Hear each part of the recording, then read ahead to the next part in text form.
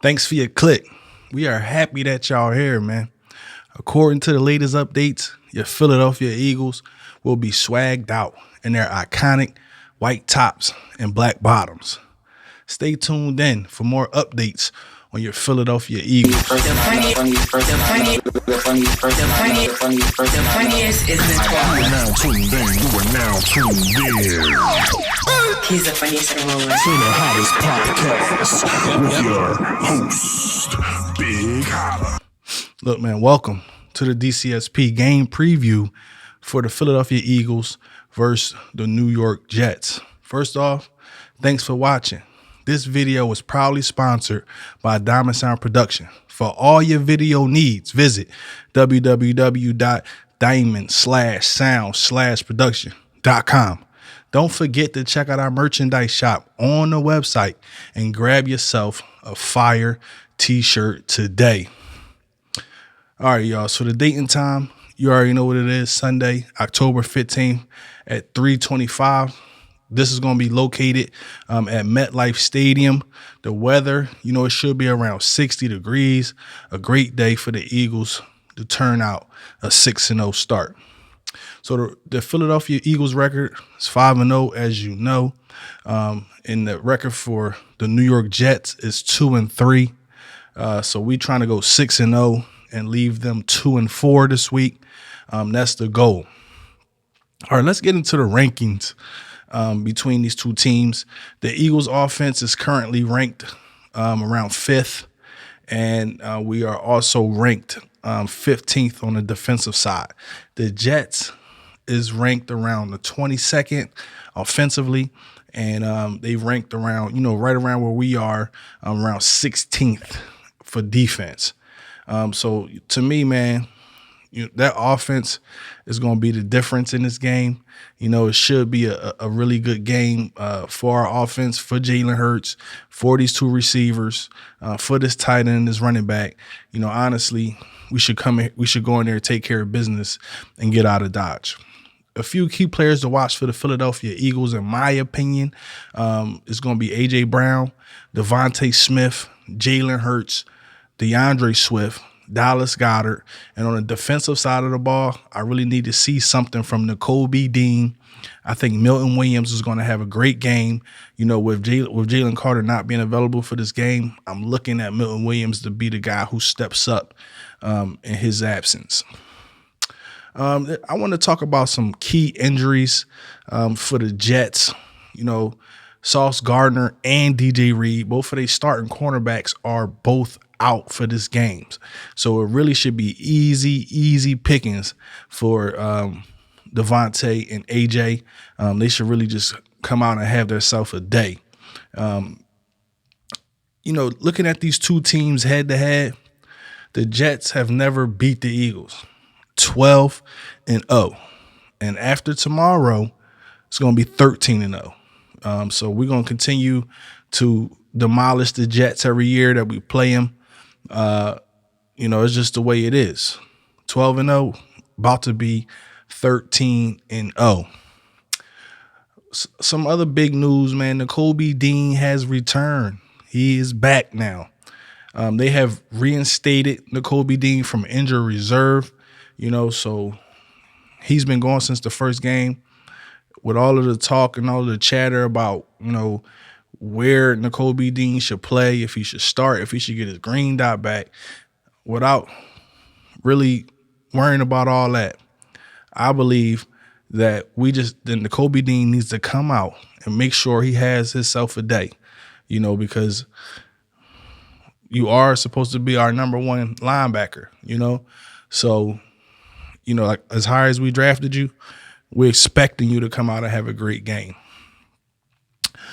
We also promoted receiver Devin Allen and cornerback Mekhi Garner and Bradley Roby from the practice squad to the active roster for tomorrow's game. And we also moved Quez Watkins to injured reserve.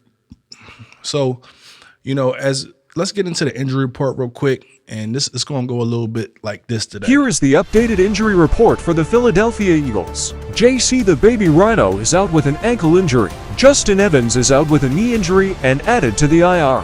Big Play Slay is out with a knee injury. Quez Watkins is out with a hamstring injury.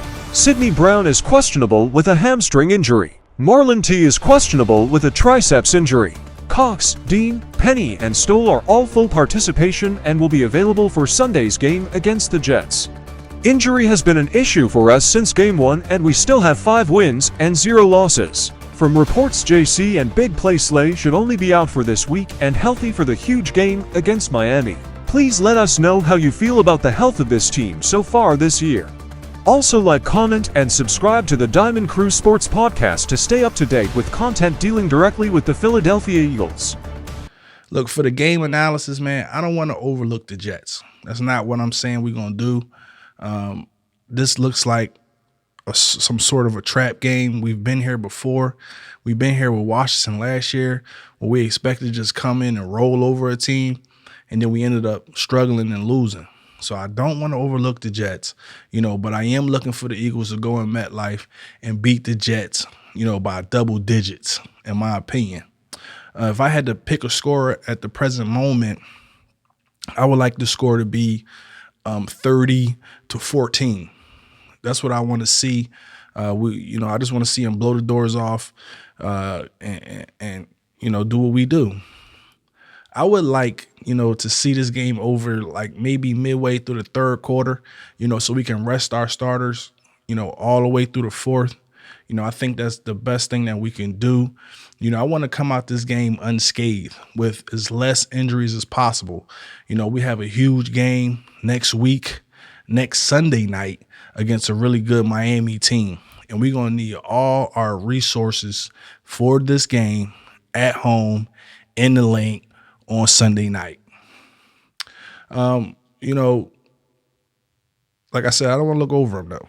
I want to be 6-0. I want to start the season off 6-0. That's what I predicted, and I feel like that's what we gonna do.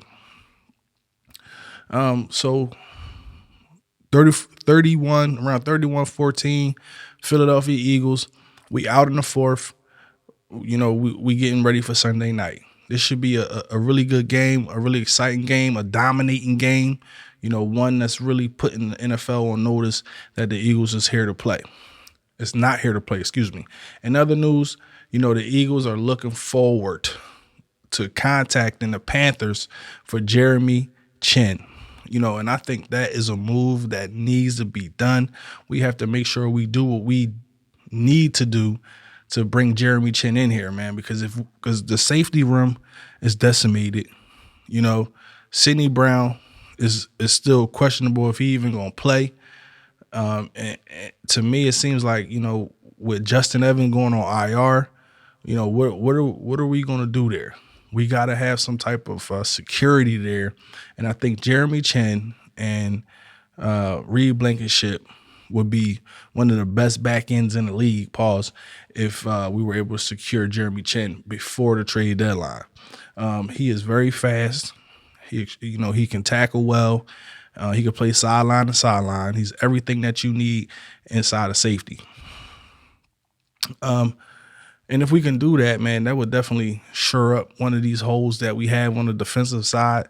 With us bringing in Bradley Roby, he definitely came in and played well, and he's definitely been added back to the roster. And I think this is going to be for good now. Especially with him having the game he did last week. Talking about Bradley Roby, but if we can shore him up in the slot, Slay should be back next week. If we can go ahead and push and get Jeremy Chinn, man, this defense will be sold up, and we will be preparing for our playoff push after that. So, we'll keep you up to date on what we see there.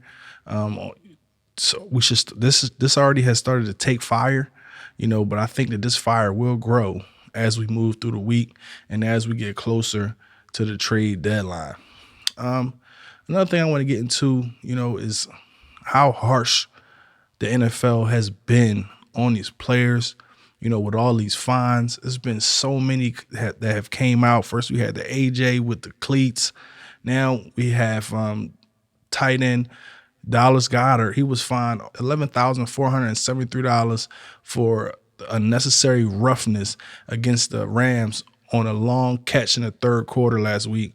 And if you go back and look at the video, to me, it just seemed like he was playing football. It was just a stiff arm, but he was penalized on the field. But the fine presumably stems from his aggressive stiff arm at the tail end of that 49-yard catch. Look, man, I feel like the NFL was being pretty tough about that. I feel like that they can calm down a little bit. It doesn't seem like it was egregious. It don't seem like it was way too much. It seemed like he was out there playing football. So that's just my opinion. I'm not a part of the NFL. You still just tuned into the Diamond Crew Sports Podcast. But as a fan, I do have, my opinions. And that's what it is. Calm down. But guess what, man? If you're still watching this and you still tuned in and you feel like this video helped you out, especially while we're trying to sit here and preview the game, do the channel a favor. Like, comment, subscribe, hit that notification bell so you always up to date. I'm going to continue to keep bringing this work every single week. Make sure y'all tuned in. But for now, I'm out.